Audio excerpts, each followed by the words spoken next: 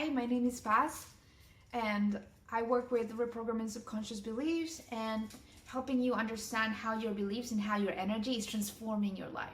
So today I wanted to talk about a very powerful subject, which is the subject of emotions.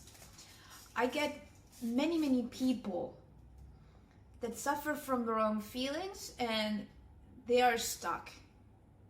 They cannot feel themselves because they are afraid that if they feel their emotions, if they allow themselves to feel, that they will go into a hole, into a depression, into a place that they will never be able to get out of.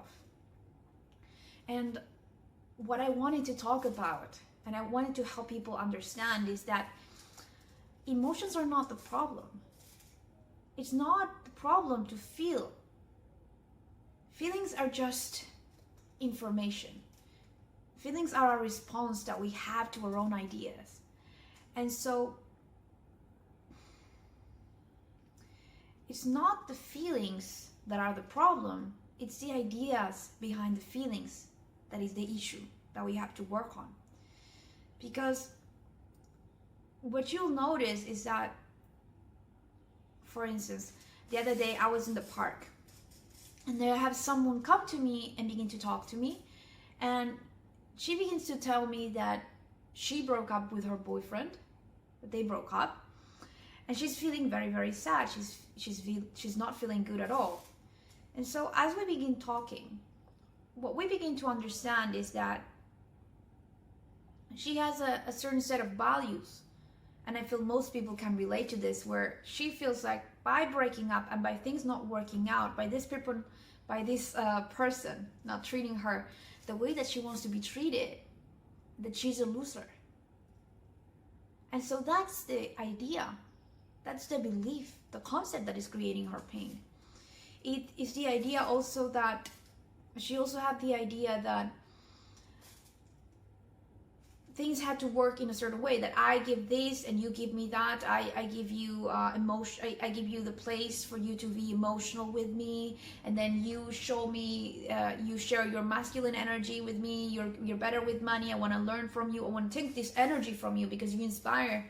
There's these qualities in you that inspire me, and I want to take these qualities from you by being around you, and so forth. And we are placing this power outside of ourselves. And this is something we did in our childhood. We said, our parents said, you're good, you're bad. When you're good, you're going to feel like this. When you're good, you feel like you deserve to be happy, that you deserve to be loved, that you can conquer the whole world. And when you're not good, you're a bad person, you're a bad boy, you're a bad girl. You're undeserving of happiness, you're undeserving of well-being, because you should be punished. To do what is right, you should be punished. This is what we've all gone through, right? And because we created those sets of feelings when we were very young and we had no idea what was going on, we didn't understand mom or dad is coming from this trauma that was passed on from their parents, and this happened and she made this idea that is not the right. We cannot understand any of this. And so what we're doing is we're saying, okay, something must be wrong with me. This person is reacting in this way, and there's something that must be wrong with me. And I need to change, because not being loved by my parents back then meant I cannot leave. They are my survival. They could leave me out in the street and I would die. I'm so young. I cannot fend for myself. And we continue this set of beliefs and ideas onto our relationships. And that's why it's hurtful. That's why it's so painful. That's why it's so difficult.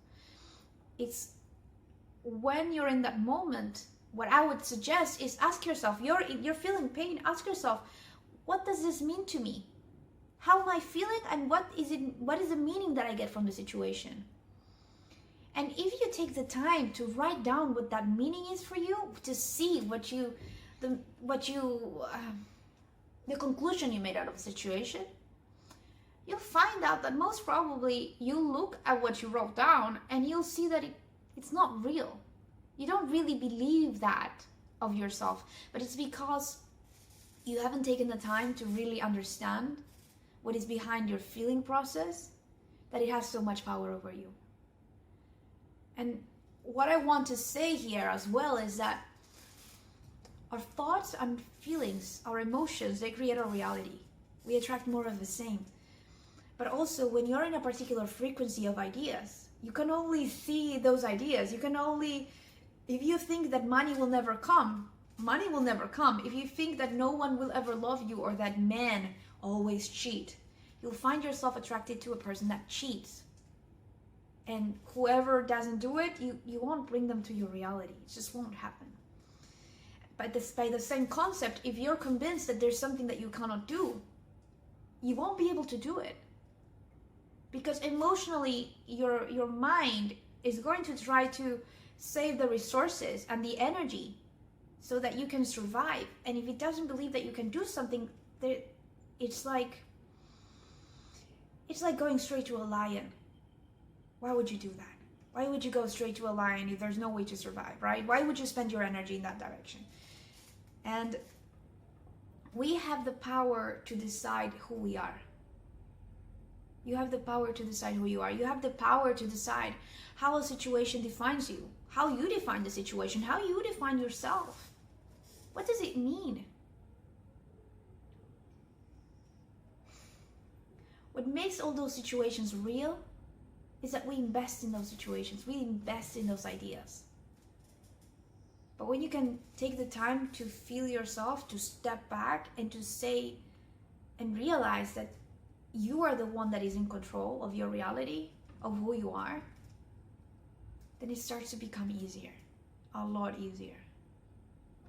And then feelings are just information of what is going on inside you and just telling you of where your thinking process is at, of where your ideas are at, the way you define the world. But remember, if you change the way you look at things, the things you look at change. And you'll see champions, athletes, using visualization, practicing, because it's been proven that there's no difference between seeing something in your mind and doing it in the outside world. So you have a lot more power over your world, your reality, your emotions, your body than you think you have. And everything's a lot more connected. So my advice to you is to not be so hard on yourself when you're feeling emotional, when you're going through a lot, to be kind to yourself and to speak kindly about yourself. And even if at first you want to tell yourself you're the best and you don't believe it, keep telling yourself so, because it's like a new jacket. You'll grow into it. You'll feel better about it. And or come with me, work with me as you want. But again, this is to start putting all of these ideas in question and to begin to look at things differently and to begin to open up those places so things are not so around you. So you're not in a box and you're not closed into a reality that you don't want. Okay? So thank you and have a lovely day.